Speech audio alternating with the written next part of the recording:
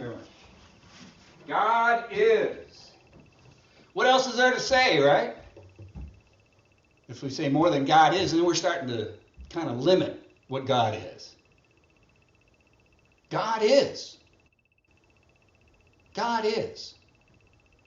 There is existence. There must be something. There must be something. If there's something, there must be God. There must be good. There must be some order to this universe. God is. God is. Not God was or God will be, but God is right here, right now. Wherever we are, God is. There's not a spot where God is not. It's not one of those wonderful little Sunday school sayings that we teach the kids. It's not good English, but it's good thinking. There's not a spot where God is not. God is everywhere present, always expressing in and through and as us. What do we know about God? What do we know about God? And our relationship to God, right? In the beginning, God. In the beginning, God. What was there in the beginning? What was there before the beginning? What happened, right? God, in the beginning, God created the heavens and the earth. What did God create the heavens and the earth out of? There was only God. It's all God. It's all good. That's what we have to remember, right? Before we ate of the tree of the knowledge of good and evil, it doesn't ever say that there is such a thing as evil. And personally, I know that evil only exists in the hearts of men and women, of people. It doesn't have an existence in and of itself, just like the darkness. It only exists because it's only the apparent absence of light. Have you ever sat in a really dark room? Gone into a room that just is totally dark, there's no light creeping in from anywhere. You sit there long enough, you start seeing the atoms, little flashes of light. Because there is no absence of light anywhere in the universe. There is no absence of God anywhere. There's only the apparent absence, right? We're like children, you can't see me, you can't see me, right? There is no God. It's because we're hiding our eyes. We're not looking, we're not open and receptive. God is. God is. You may not have noticed, but there's an election coming. Oh, you all noticed? Okay. It's been kind of a rough time, hasn't it? Those of us who actually, watch TV or read the newspaper or listen to the radio or, drive down the street or, we see lots of advertising. And some of this stuff, especially on TV, has just gotten really, I thank God for the mute button all the time, right? Because those commercials, this has been nasty. And it's been also, I was hearing the other day that there's only $12 billion being spent by campaigns this campaign season, which is almost double what it was 4 years ago. And over 10% of that is being spent in Michigan. It's it's the largest amount being spent in any state, which kind of amazes me for some reason. But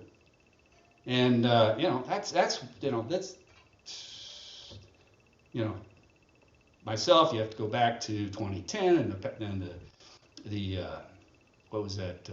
My mind just the one that said that corporations are people and money is free speech, and so corporations can spend as much dark money as they want. So we have no idea who's paying for these commercials, But and anyway, I could go down there for some time, and I don't want to go down that rabbit hole. Other than to say, politics. It's it's hard to make jokes about politics, because there's too many of them that get elected. So, and you know what politics stands for, right? Poly, many, ticks, blood-sucking creatures. So that gives you the nature of politics. I love Lao Tzu. Lao Tzu in the Tao Te Ching, and one of the tenets in there is that those who should lead don't, and those who shouldn't lead do. Right? It's like the first tenet, which is the way, or the Tao, which literally means, the Tao Te Ching means the way of life. So the Tao, the way that can be spoken, is not the way. The way that can be shown is not the way. Right? Each of us have to find the way for ourselves, as individuals. And we're all different. We all have different backgrounds and understandings, etc. The way is different for each one of us. And as we, think about all the energy, I know myself, this has been kind of rough on me physically. I don't know about anybody else. Maybe you're just tuned out and living in bliss and not paying attention. But, myself, I'm a news junkie. I always have been. I've had to wean myself off when my kids were young. I had to wean myself off the nightly news because I didn't want them exposed to all that. But I've gotten back into it since the kids have grown up and moved out on their own. And I spend way too much time watching the news. Although for me, the news is the source of my prayer list, right? Because I find out about the hurricanes and the floods and the things that are going on here and there, and I put those on my list to send energy, send light and love to those that are involved, and money sometimes, depending upon my current circumstances and what's called for. To send, because money is a form of love, isn't it? It's an expression of God. It's a medium of exchange. In and of itself, it has no value, only as it can be exchanged, right? There's nothing wrong with money. There's nothing wrong with money, having money, giving money, And that's how we get into the flow of prosperity, is by giving and receiving love and giving and receiving finances. We get into the flow to become superior to both riches and poverty. How do we go about doing that? Well, one thing, some people who are newer to New Thought and Unity and that sort of thing, I know, especially when I was newer, a lot of people come in and they get these ideas that we are superior to riches and poverty. They get these ideas that we're made in the image and after the likeness of God. That's where I was going a minute ago, and I passed it up, didn't I? The nature of God. What is the nature of God? Well, one thing that, we know that we're made in the image and after the likeness of God, right? And that God is our Father. The things that Jesus tells us is God is our Father, right? What does that mean? Well, actually, if you look at the word in the Aramaic, it's Abwan. Abwan Duishmeah, or Abun, that's it, Abun. Which not, Ab is the familiar papa, but Abun has a female energy, so it's both masculine and feminine. So it's more of a creative spirit, creator. So God is the creator, our Father, and we're made in the image and after the likeness of God, that we have that creative energy that we can use and express in our lives. How do we do that? How do we do that? Well, through the thoughts that we think, the words that we hang on to, the things that we do. That's how we express, that's how we experience it. And the idea is to get better at it, right? To get better at it. Now, when we first come into Unity or a New Thought program, often people will start using affirmations. They'll start visualizing, doing all these wonderful things, and have all these wonderful successes, and things will be manifesting for them, but then somewhere along the line, it stops working. Anybody ever had that experience where it just didn't work? When I first came in here, this all worked, and then what happens is that we've emptied our spiritual bank account. Because we all come in here with a certain level of spiritual nurturing that we've given ourselves. And the visualizations and the affirmations that build up that spiritual consciousness. But we have to continue. It's a daily, momentary process. Right? Because we can get so caught up in the earthly things. I mean, this is quite the phenomenal world, isn't it?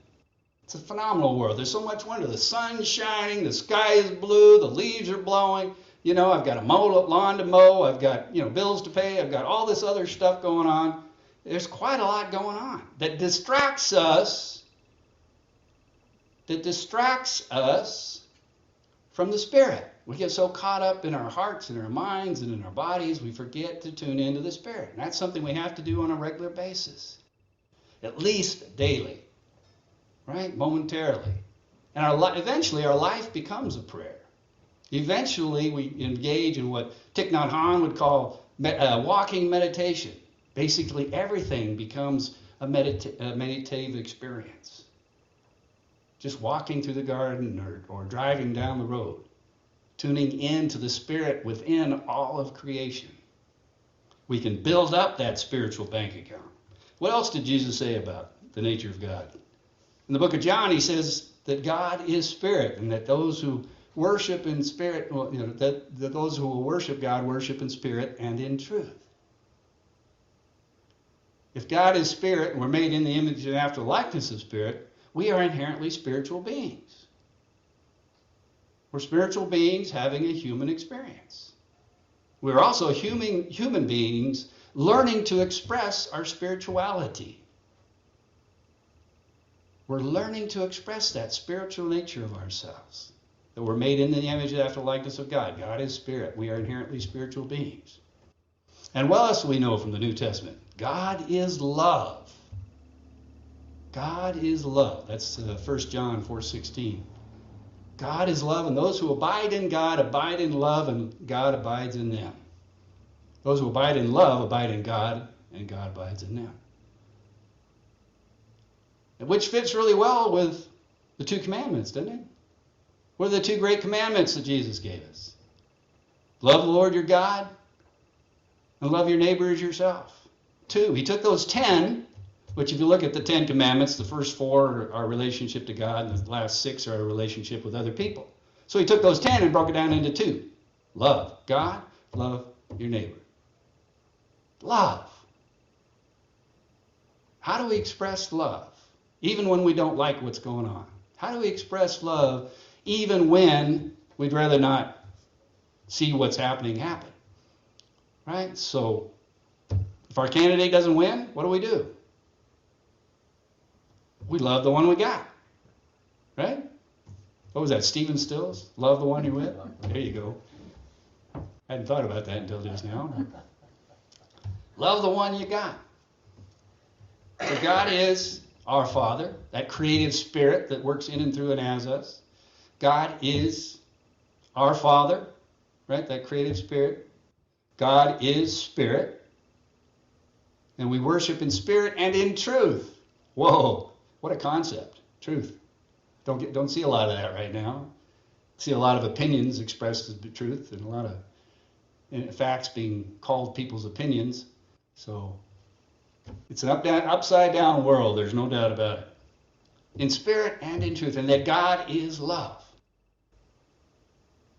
So to keep God in our hearts and in our minds, that's to become superior to riches and poverty. How many people are bound by their riches? Right? We don't lock the door to our house. I don't lock the car unless there's something valuable on them in a parking lot somewhere or something, that crime of opportunity. But at home, we don't lock the house, except for we're going to be gone for a week or two, then. But we just know that nothing's going to happen. And if it does, it's not that big of a deal. Just, trusting that, being superior to riches and poverty. There's a lot of poverty thinking. I can't, right? I can't-itis. Emmett Fox has coined that term in his book Sermon on the Mount. I can't-itis. That was great. I can't. Well, I can. Whether you think you can or you think you can't, you're probably right. So if we think we can, then the odds are pretty good that we can. So we have to fill that spiritual bank account. And Charles Fillmore, his co-founder of Unity, his book Prosperity, talks about those scattered energies when we get caught up in the outside world, in the phenomenal world, all those things that are going on, the people, places, and things that are doing the things that people, places, and things are doing, and that starts affecting us, right? Doesn't that start affecting us? We go into worry, anxiety, fear, dread, guilt, shame, whatever it is. Blame, a lot of blame going around, right? We're scattering our energies instead of focusing those energies on spirit, on truth, on light, on love, on peace, on joy. All the nature of God, of good orderly direction that works in and through and as us, our nature. If we allow outer things to determine how we show up, we're getting scattered. But when we show up with love, no matter what is going on outside, show up with peace and enjoy being that light of God that we are, then we are superior to both riches and poverty. I wish I were perfect at it, but I'm getting better. That's the whole purpose, right? That's the whole idea. We're getting better. I recognize it when I'm not in peace. I recognize it when I'm not expressing love. I can recognize it now. That doesn't mean it doesn't happen. It does happen. It doesn't last as long. We used to go for a month, then it went for a week, then it went for a day, then it went for an hour. Now it goes for 5 minutes maybe. Where I get caught up in that kind of stuff before I wake up and say, okay, it's time to tune in to a greater reality, to a higher power. Here he talks about Charles Fillmore in his book Prosperity, talking about these scattered energies. He calls it your substance, right? What's substance? We talk about God as substance, substare, that which stands under all of expression, all of reality. That God is substance. God is is the essence of all that exists. That very energy at the very atomic quantum level coming into expression as the physical is God. At that very quantum level. And he says, if your substance is going here, there, and everywhere, being spent in riotous thinking, how can it accumulate to the point of demonstration? Riotous thinking. Can you relate to riotous thinking? You know, that 3-ring circus going on in our heads, right? You got the past, woulda, shoulda, coulda. You got the future, worry, doubt, fear. And then you got the present, all the busyness of, well, I got to pay the bills, I got to get the workout done, I got to take care of the kids, I got to do this, I got to do that. We get so caught up in that riotous thinking. Here, there, and everywhere. And it's time to focus. Now, we have to deal with life on life's terms and all the things that are going on around us, and to have those dedicated times of tuning in and having those keys, right? That when I realize that I'm getting caught up in riotous thinking, what can I do? I can go, I relax, I let go, I let God's good come forth. That's one of my favorite little affirmations for myself. It's a denial and affirmation. I relax, I let go. Let go of what's going on. Let go of all the busyness, all that riotous thinking, all that nastiness that's on the TV or whatever. I relax, I let go. I let God's good come forth. I let God's good come forth. God is only good, right? God literally means the goodly one, that which is good. And that which is good is all that exists. All that is good. We're the ones that decide to name it otherwise, right? Like I said, we ate of the fruit of the tree of the knowledge of good and evil. Doesn't mean there is evil, it just means that we believe or have become aware of that possibility that there is something going on which isn't God, which isn't good, that we call evil. So the real object of life, let's get to that. The real object of life is not making money or becoming famous, but the building of character, the bringing forth of the potentialities that exist in every one of us. The potentialities that exist within every one of us, right? We're made in the image and after the likeness of God. God is spirit.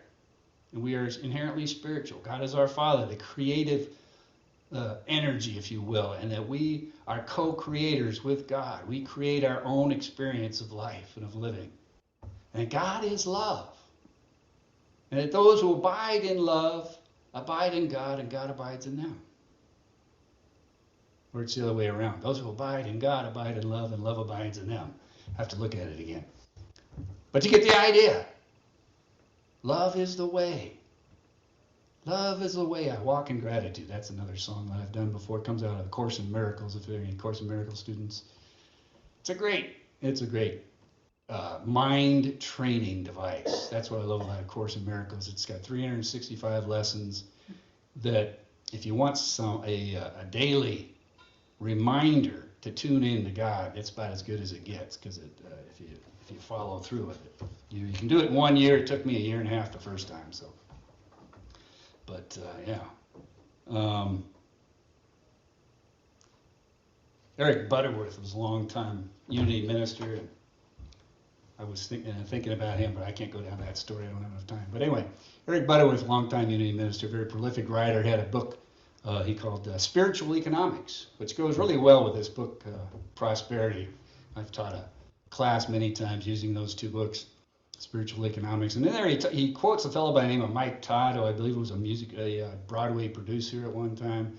And Mike Todd said that many times I've been broke, but I've never been poor. Many times I've been broke, but I've never been poor. Poverty is a state of mind. Not having money, well, that's just the state of the bank account, and that can be turned around.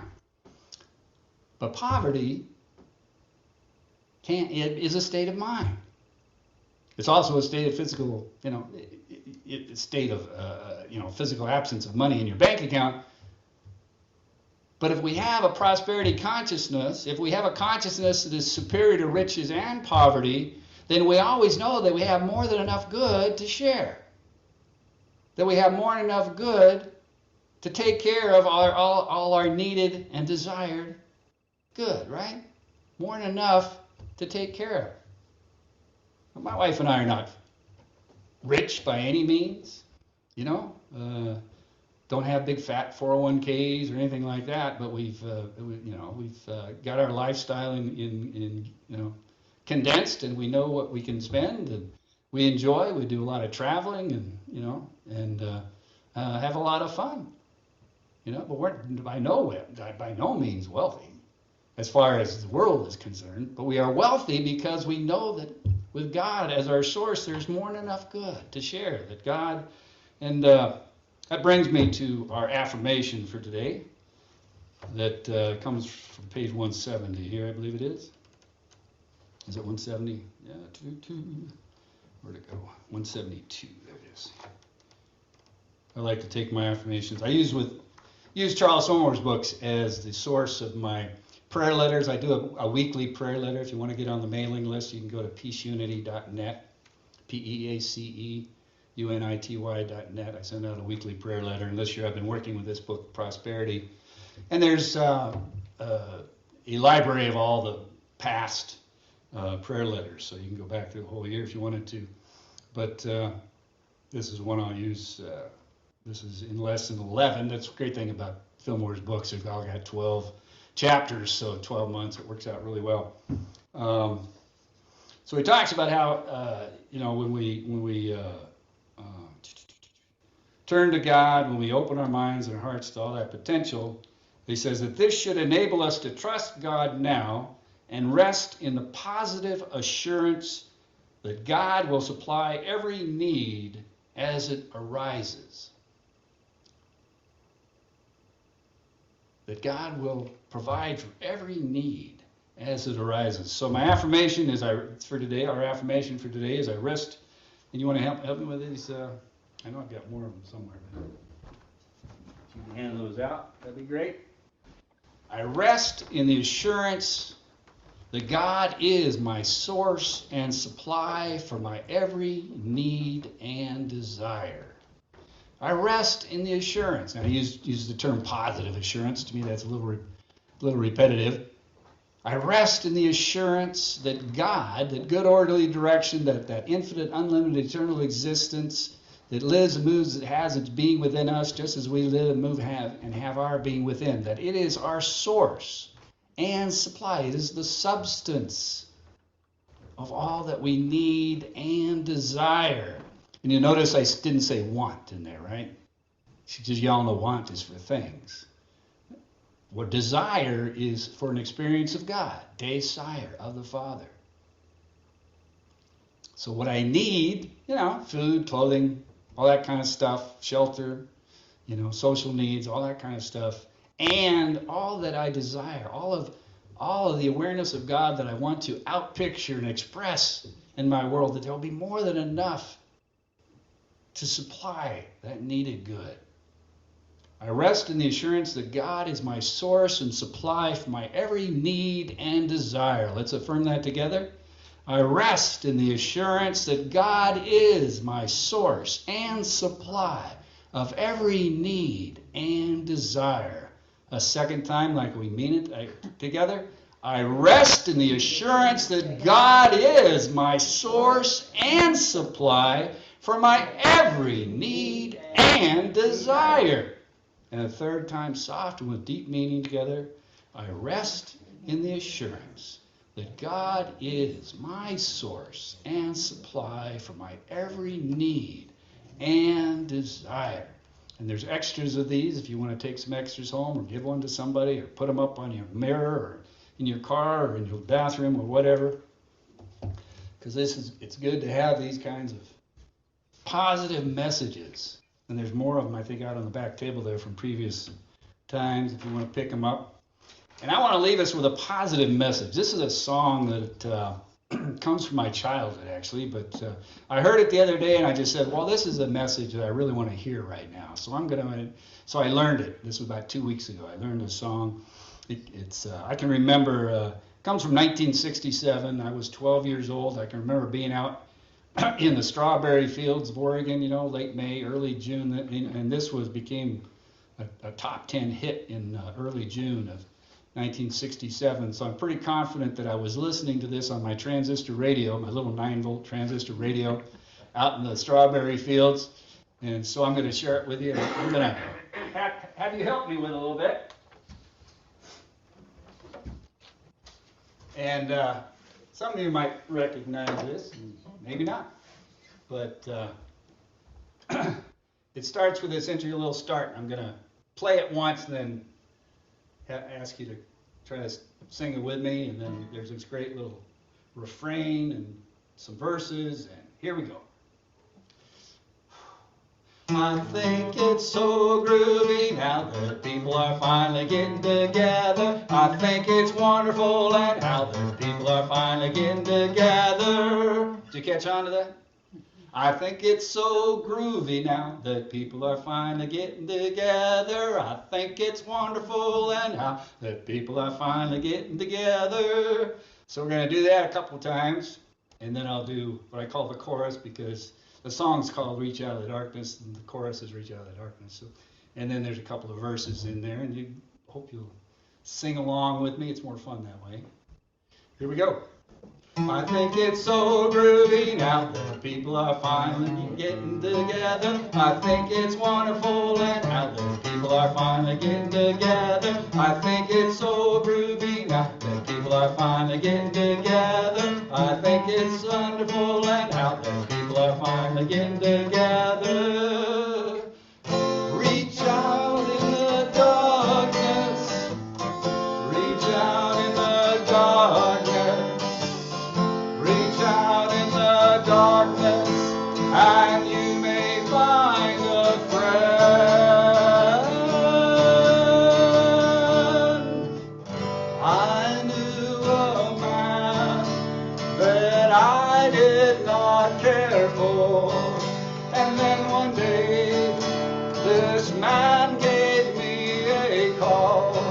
We sat and talked about things on our mind. Now this man, he is a friend of mine. Reach out in the darkness.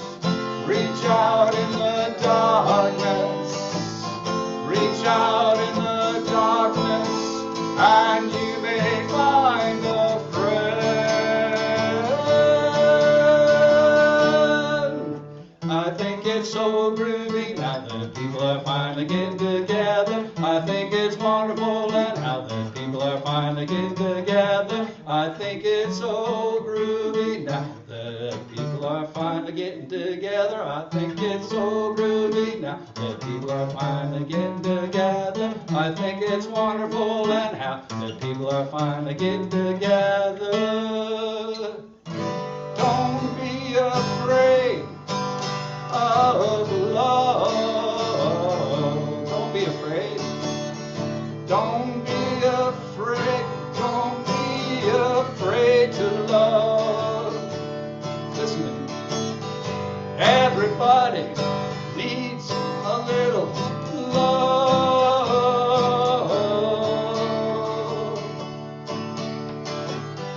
Everybody needs somebody that they can be thinking of.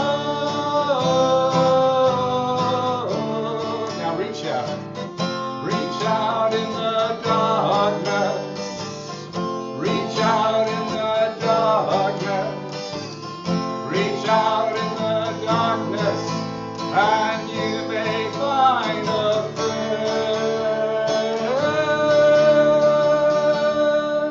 I think it's so groovy now that people are finally getting together. I think it's wonderful and how that people are finally getting together. I think it's so groovy now that people are finally getting together. I think it's wonderful and how that people are finally getting together. One more time. I think it's so groovy now that people are finally getting together. I think it's wonderful and how that people are finally getting together.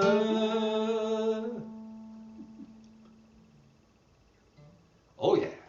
Thank you.